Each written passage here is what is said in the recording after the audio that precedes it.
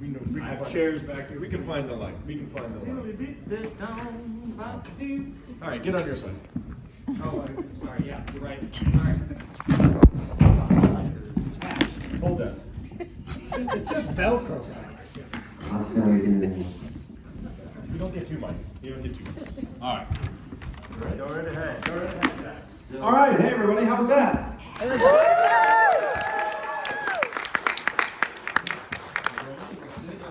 I'm still tattered. You're tethered. no. What if I sit? You stand. Let's see. We'll see. We'll find you slide. I'll get you light. Favorite part. Oh yeah. You Wait, who's one that has not seen your favorite part? Actually, you know what? We can switch. We can switch sides. You'll have Slack on this side. I'll go on this side. You got all kinds of light. You can go wherever you want. Well, again, thank you to the Alden Arts Center. This was really cool. Once again, thanks to Susan Yeager, who kind of spearheaded. Along with Adam and all the other support here, to have like an awesome turnout on what is actually the 35th anniversary of this movie.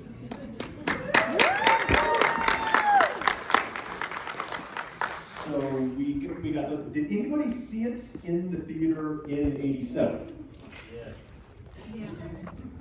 Right. Right. Then who saw it on HBO for the first time? And then local video store. Back at a friend's house in Virginia. Who stole the VHS tape from the Stole local their video business. store?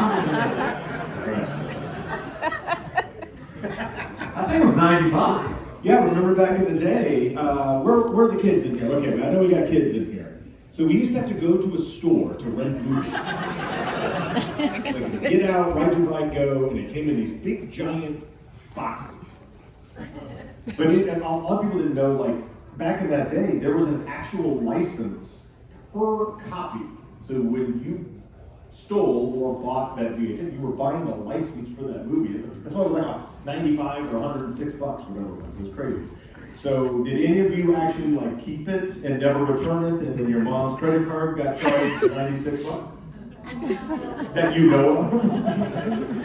Very fun. So I was quickly when we got up here, I was asked someone that hadn't seen the film was Yes. What was your favorite moment? Wolfgang's got nards. Both parents got nards. Police, I hear a lot of nards. That was the wrong answer. You hear a lot of nards. Do they call them nards?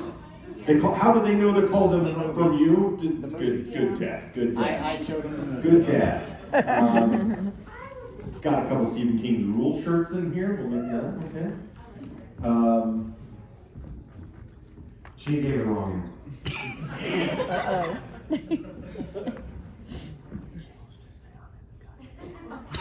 What was your favorite part of the movie? I'm in the Jimmy. I knew it.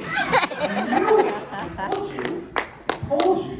Yeah, you were right. I was wrong.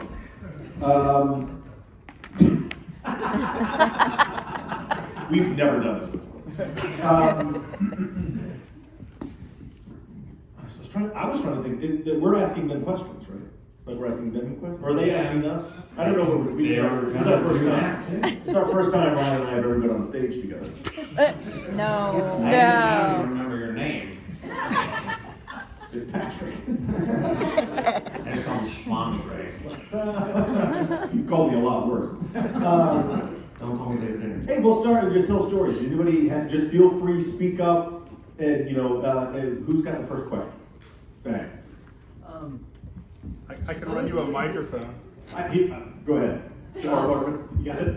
So I can hear. Well, we're streaming at home. Yeah, no. A microphone, I can't. No, I said go ahead and give it to me. Yeah, Yeah. perfect. First of all, just a comment.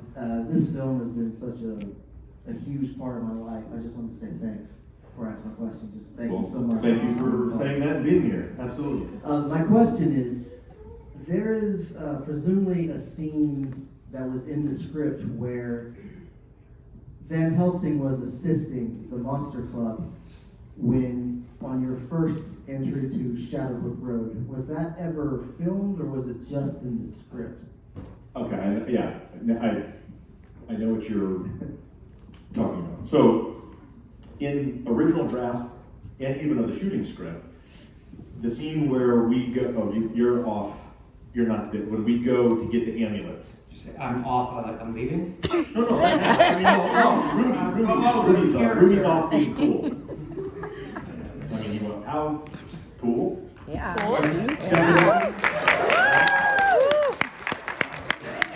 So real quick, he was mentioning the scene where we go to get the amulet. This was originally it was a much longer, deeper, broader, longer, cool scene there was a number of payoffs that we had setups earlier. So, actually, let's start with that. So, any good story is just a series of setups and payoffs, whether it's within a scene or an act or an entire film. And anytime you see a Shane Black or Fred Decker written country, it's just setups and payoffs, setups and payoffs, setups and payoffs. Monster Squad is a giant series of setups that you don't ever get the payoff. And then there's a bunch of payoffs that you don't know are payoffs because you didn't get the setup. Because it either got cut or we didn't shoot it, or the page got ripped out as we were shooting this movie. One of those is this scene where we go get the amulet.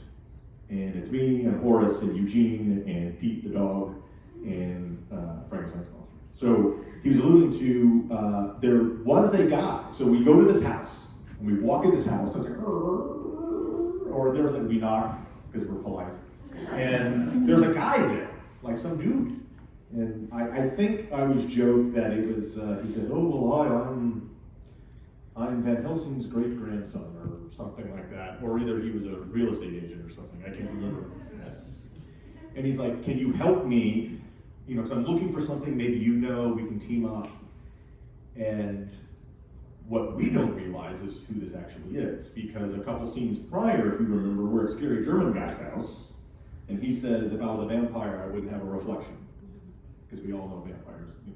So he's like, "Yeah, let's go." So we go in this house and help this guy, this stranger we've just met, and we get going through this old creepy house, and the group passes in front of this mirror in the hallway, and we're all there except for him. And then we know we're in trouble, and it becomes a Scooby-Doo episode. So we scatter, we run, we're dropping through floors, we're going in and out of doorways, and it was a big montage chase scene. And every level we went down, I believe, we ran into the brides, the mummy, Dracula, and then Wolfman, and then so and that's what it was. The second best scene. Yes. But what's interesting about, they actually had the guy, an actor, on set when we were shooting this sequence for those days. And they were rewriting the scene and tearing pages out, and it turned into that much shorter condensed version where we just see everybody in the same level of the house, drop down, get the amulet, run out. Duncan chokes the crap out of me, and then we leave. He did choke the crap. And that actor was there, and they just never put him in front of the camera. And does anybody know who that actor was? Duncan. Nope, because he's Dracula. They had a guy. This is deep cut, sort of deep cut Monster Squad trivia. It was Liam Neeson. What? Because Liam Neeson actually auditioned for Dracula. Duncan came in, killed his audition. And they said, "We select that other guy, that Irish guy. Let's make him the Van Helsing guy in the house." I'm like, great.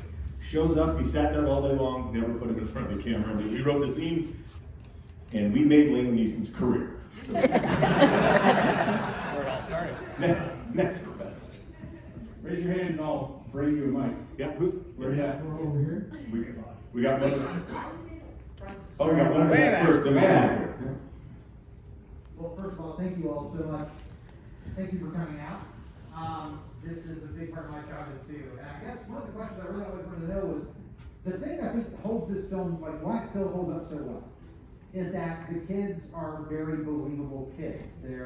They act like real kids. They talk like real kids, and growing up in the 80s, we all saw a lot of ourselves in those parts.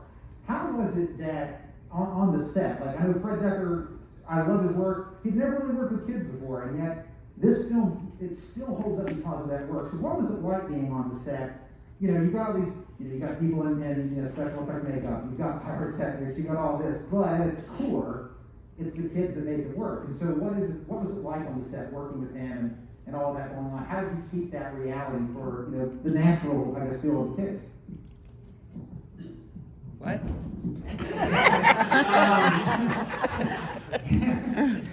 It was a fun set. I mean, when you're an actor, you're a professional. It's a professional set. Sure, it's fun to look at, and we're having fun, and we all got to know each other. But there wasn't a lot of goofing around. And people always say like, "What was it? Did you guys like trick each other? Did you have fun on the set?" It's like that we would be kicked off. We're professional actors. We have to do the job. So it was an interesting set, but when we were doing scenes, when it was just the kids, when we were doing a scene, and then all of a sudden, out of nowhere, we're like, "There's another Frankenstein's monster coming at me right now. I'm losing my mind." So that was the difference between like doing something like, I don't know, Stand By Me or something like that, and having these characters and actual like practical effects surrounding us. So really, it was super badass. Really, wow. This is actually like it felt real because there was no CGI. There was no, I mean, obviously the vortex and stuff like that like was put in later, but when we're there, it's like Dracula Duncan was actually standing in front of us and grabbing Ashley's face, pulling her in the air, and I won't say the word because there's children present, and they saw it anyway. But yeah, I mean, when I'm pulling the bow back and shoot it, I'm doing that, and Michael as the mummy is there. The Wolfman is actually there. We were all just sort of in this world, and especially if you watch like the last, how many more minutes it is at the end, 20 minutes of the end sequence where all the mayhem is happening. We were on that set for 2 weeks. Something like that, yeah. We felt like we lived, that was our town. We lived there, and everything just seemed really real to us. It was a good environment to just drop an actor into and say, "Here's where you live." And it felt special and real. And even when I watch the film now, I'm like, "Oh yeah, right there." We had one up front, correct? Hold on, I'll radio microphone.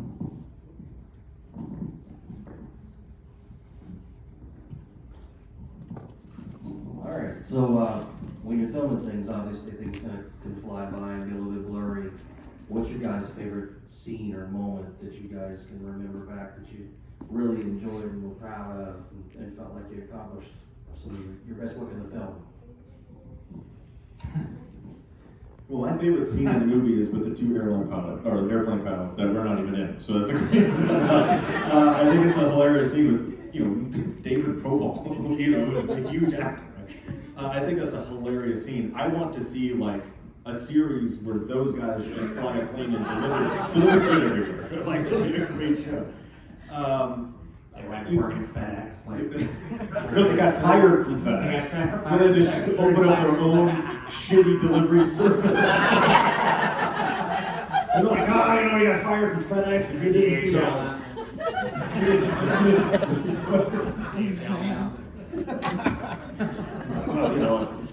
That's your favorite scene? I just love that scene. I think the ones with, I really do like the scene with Sean and his father in the bedroom. That's my favorite. That ends up on the roof. It's really all the same thing. Just like, I'm gonna make you do it. I'm not doing it. I'm gonna make you do it. You can do the impression. I'm not doing it. Okay, I'll do the impression. You're not. You didn't pay me enough.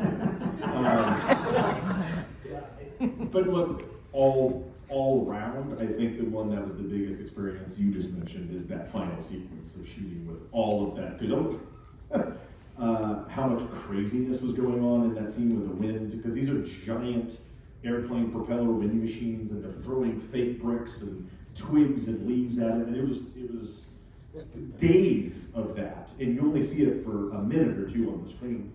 that was pretty intense. So to see something like that as an end result of what you went through, that's kind of cool. That's my thing.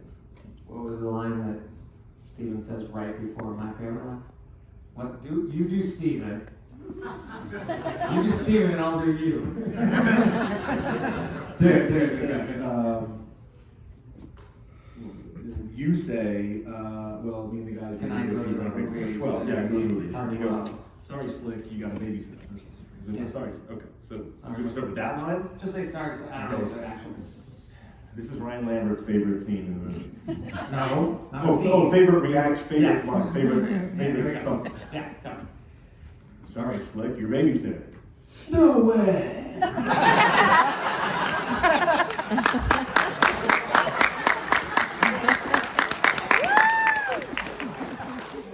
What's your favorite takeaway scene that you did or we did? I kind of like when after Rudy kills the Wolfman, and he stands up and Sean and Del, father, as her father, they come walk the hog. I go, here, told you I'm on my way to a werewolf. Because, you know, Fred said, you ready for this? He goes, this is after. It was pretty emotional for you. Like, you've already killed a bunch of things. 5 confirms on it. It's 4. It's 4. We can argue that. One's implied. He said, so this is kind of a thing for you. Like, this is kind of like, for you. So, you know, play it emotional. I just kind of stood up and when I see the scene, I'm like, am I crying? I got kind of like, I did get emotional because it kind of seemed like that to me. So when I see that, that kind of makes it special for me. Yeah, that's a good shot. That's a good shot. Next up. Who we got? Oh, that was a tie. And you have a Wolfman's got Nard's shirt on, so he wins for now. All right. Just Make sure everybody can hear you. Okay, so when making movies, there's fun parts, there's difficulty parts, there's boring parts. What would be your most difficult part in the film? sorry, the most what part? Difficult? Difficult, yes. Difficult to shoot, or physically, or emotionally, or what? Shooting, Just to shoot. just film. Just shooting. What took the longest? Like where we couldn't get it? or- Probably dealing with all the crap flying in our faces. I think it was when he was, being sucked into the vortex. Dracula was holding on to him, and he grabbed, bing, and then we get him. But when you watch, like, if you ever see the BTS of that, he's hoisted up. And Yeah, they cut him. They cut this. I did a big stunt on a Robbie's rig. character, Patrick, is holding on to him. I think I'm holding on to Patrick. Yeah. Lisa's It's like a human holding chain. on to me, of course. and so we were, and like he said before, like there's like 100 wind machines on us, and like there's just this prop guy's just throwing stuff in front of them, just like hitting us in the face. And I think we did a bunch of takes of that, so that was pretty tough.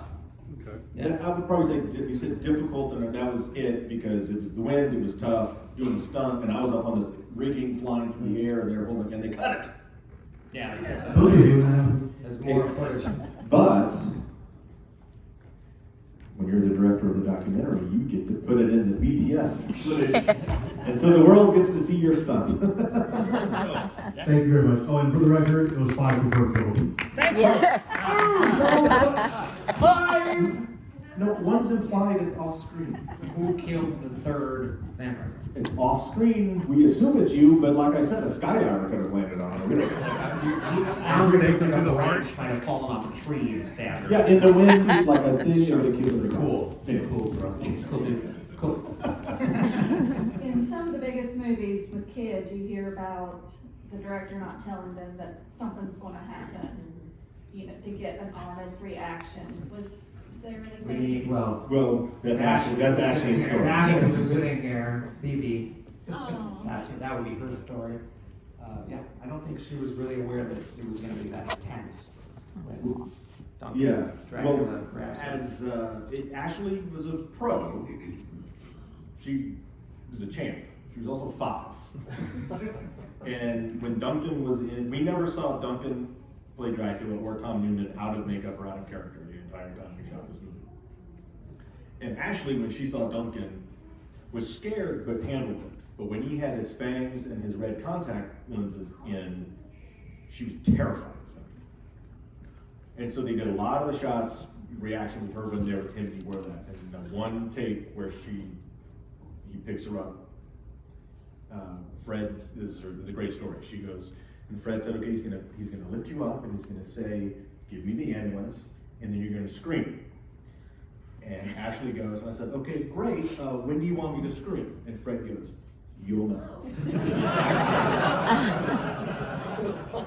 And so Duncan was hiding from him, turned around and in his and it's so sad because that scream, if you know it well or heard the story before, the first scream, she was so scared she couldn't make a sound. And it kind of stopped. And then they had to cut and do it again. So they made her do it again, and then that super screen, so it ended up with that little jump cut as an extra. And yeah, she didn't like that. She didn't like that. The best part about that story is that I remember when they were shooting that, and for some reason I was standing off to the side watching them shoot that. She's on like a little lift thing, and as he's raising it, she's standing on the thing like forklift. Yeah. The guy like lifting her up, and I was like, okay, this is cool, this is cool, this is cool. And she did and then he said, give me the ambulance, you bitch. And it freaks out. She screams, and I go, like, oh my God, it's so terrifying. Poor ambulance.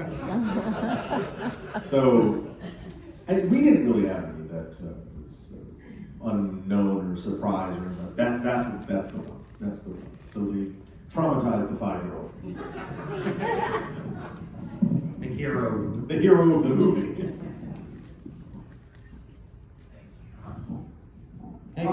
So there's lots of influences on Monster Squad, obviously like the Universal Monster stuff, but also stuff like comic books, the Hardy Boys novels, a little bit of Looney Tunes in there. And I was wondering, what were some things that you all had as influence to like help you get into character or like do a scene or anything like that?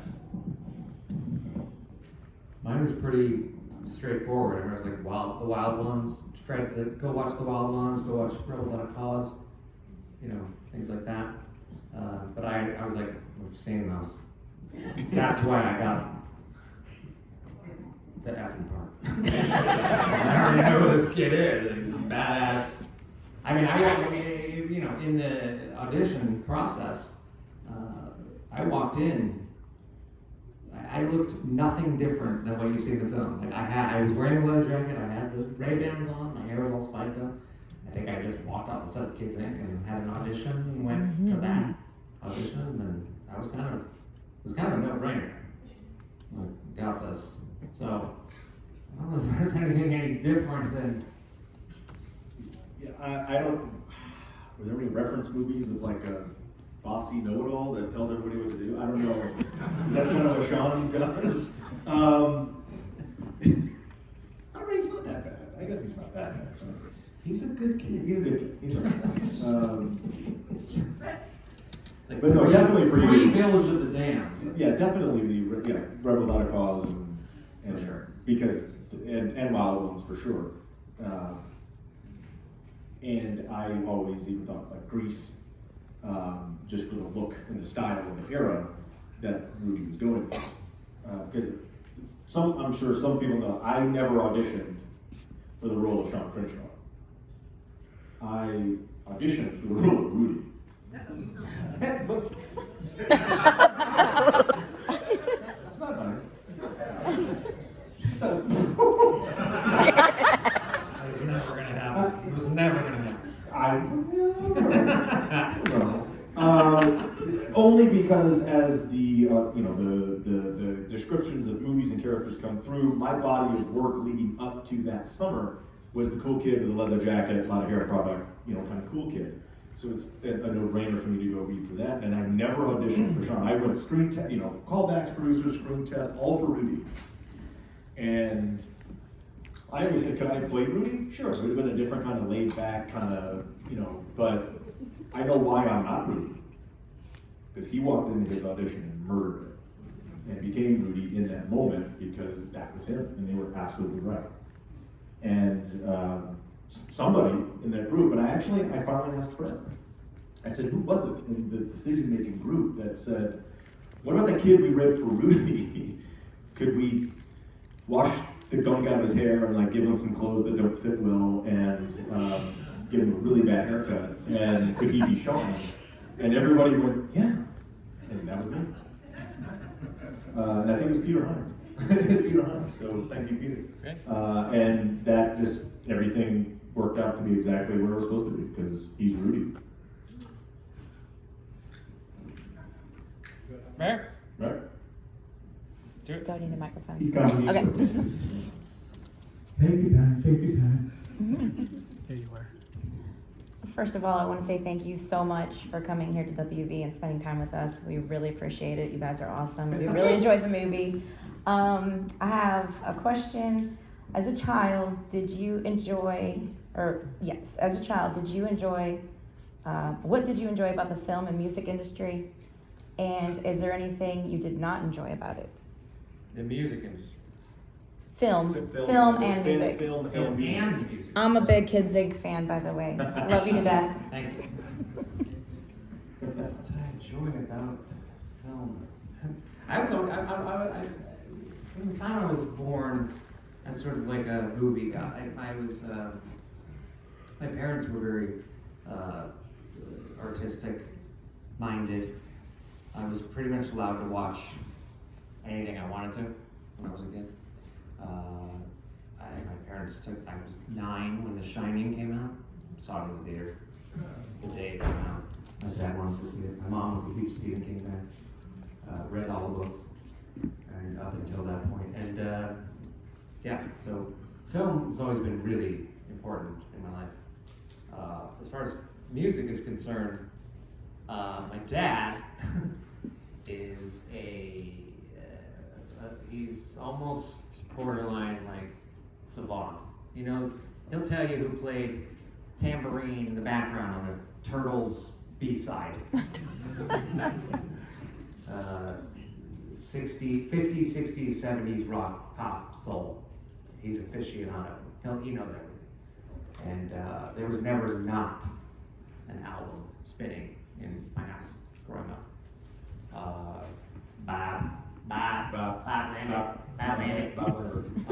He, he's the kind of guy that like snuck out from work and like went to go see Pink Floyd with his buddy.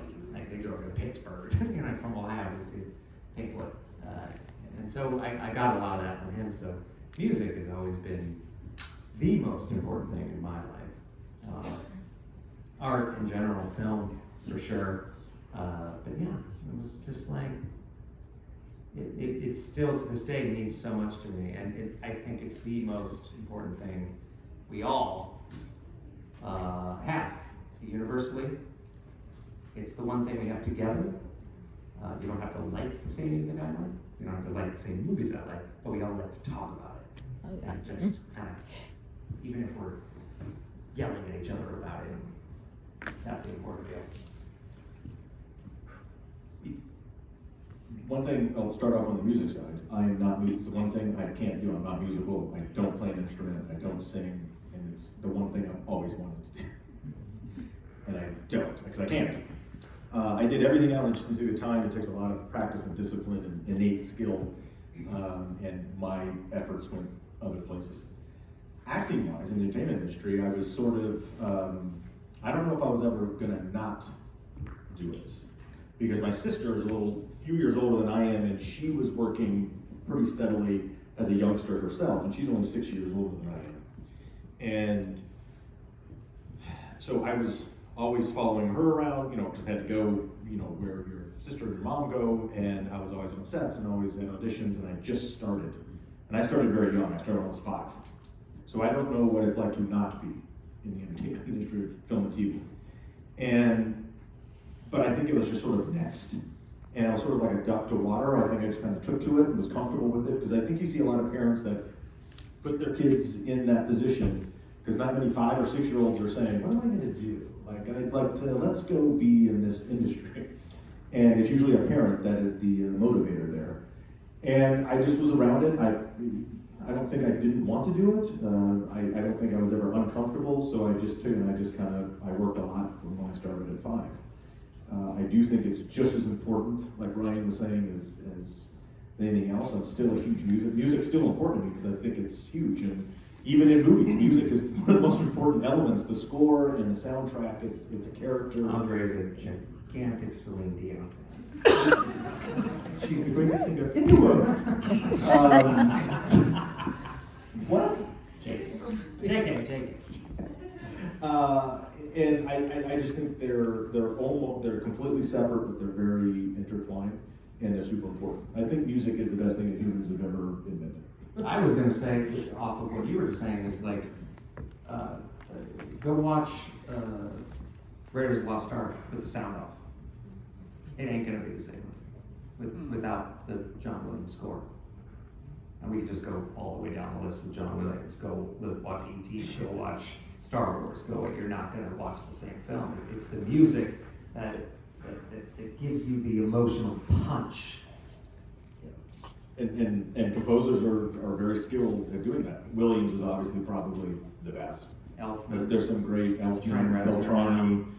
Beltrami. Bruce Broughton, who did Monster Squad, is not too bad of a composer. He did a lot of awesome Good things. stuff. Bruce did. Bruce actually, it was the composer on my favorite Western of all time, which is Silverado. Mm-hmm. And if you watch Silverado, you're like, oh, I heard Monster Squad. Because they all have their little signatures. But Let's do like 2 more maybe, and then we'll just hang out. And, yeah, we'll start signing stuff and taking photos. Saying hi in person. Everybody's got their stuff that they want to sign. Anybody got something? There, back there? Oh, Stephen King rules. Coming over here to your right. Oh, there it is. Hey fellas, first of all, your on-screen chemistry is remarkable, but so we can feel it here. You guys obviously have a friendship, and I just wondered if that was cultivated following the reunion, or if you all had stayed in touch in the years subsequent to filming the movie. We during the shooting of the film, him and I got really, we became pretty close friends because they sent me to like bow and arrow camp, and I was like, okay. It was like 2 hours of just like do this, and I was great. But then it wasn't until Andre invited me over to his home, and he had what do they call it? Like a range? Is that what you call it? yeah, I mean, it wasn't that elaborate, but yeah. There was I a had target this stuff, but and yeah. a bow and arrow, and In my he backyard. sort of taught me more than I maybe needed to know for the actual shooting of the film. But then it turned into, even after the film, it turned into like hanging out. Our parents knew each other. He'd come to my house, and I'd go over and hang out there, and then eventually it became like a little bit of I'm gonna go off and do this thing. He went off and did this thing. So yeah, in like 2006 when I saw him again, it was like, this. Yeah, I gotta talk to this guy. And since then, it's sort of been, we sort of turned into Laurel and Hardy or something. That's called Ryan and Andre. Ryan. It's a cartoon coming Saturday mornings on 80. Yeah. I mean, we hung out a ton after the film for a number of years. I ended up going to college. He went off, was in bands and being cool, of course. And we didn't see each other until 2006. And then it just kind of went, and we've been, almost kind of nonstop in some way, shape, or form on the road, doing stuff at home or other projects. And then, back after, 14, 15, we started working on projects together. We actually did a TV show that I created called Short Ends, where Ryan and I hosted it, and we celebrated short films and filmmakers, and gave them a showcase to kind of show their projects. And I sold that show to the Nerdist Network, which put it on their pay channel, and we did 22 episodes of that, so we got to work on that. That was at the same time I was in production on the documentary, Wolfman's Gower. Anybody seen the documentary? If not, everybody go watch Wolfman's Gower. So it was all at the same time, and of course he's a huge part of the documentary because we were on the tours and the screenings, and sat him down on camera a lot. And I had a camera in his face for 10 months, on shooting the documentary, and we sit around and goof it up and be serious and support each other and talk about creative stuff and then talk about life stuff, and we've been through a lot in the last 15 years. There's a lot that went down, a lot that happened, and There's some days where I'm like, "Can you get away from me?" and you go travel around and do conventions or appearances like this, and traveling with someone, being on the road, that's a whole other type of thing, and we get along pretty good, and we laugh, and we're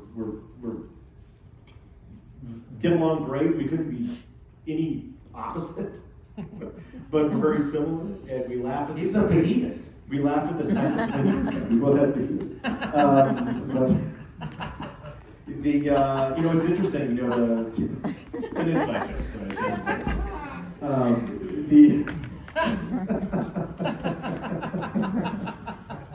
See, this is what happens. You can't get us together because we goof off. Hashtag fajita. Hashtag fajitas again.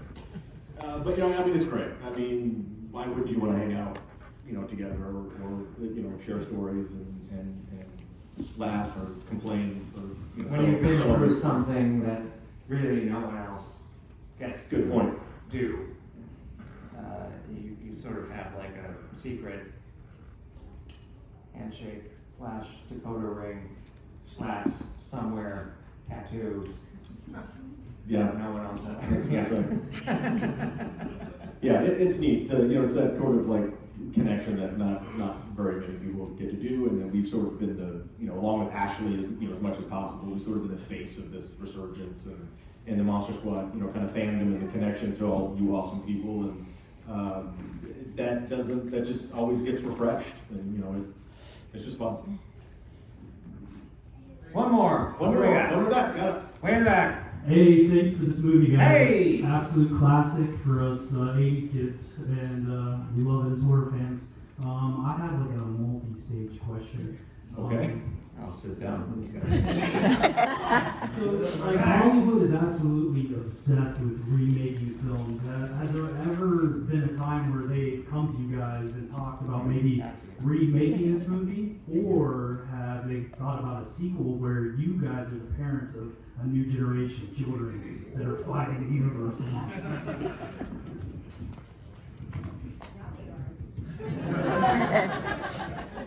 So back after the original resurgence, which was 2007-ish, and then the first